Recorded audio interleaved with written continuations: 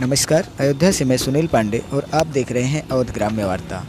तारून क्षेत्र में स्थापित दुर्गा प्रतिमाओं के विसर्जन से पूर्व एसडीएम बीकापुर व क्षेत्राधिकारी बीकापुर ने थाना क्षेत्र अंतर्गत विसर्जन स्थल का निरीक्षण किया और संपूर्ण तैयारियों का जायजा लेते हुए अधूरी तैयारियों को पूरी करने का निर्देश दिया। इस दौरान उनके साथ थाना प्रभारी तारून अश्विनी कुमार मिश्र उपस्थित थे।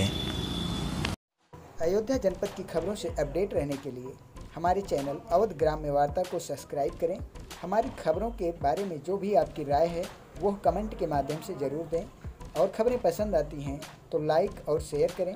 साथ ही खबरों को भेजने के लिए 94 54 83 48 95 नंबर पर व्हाट्सएप करें।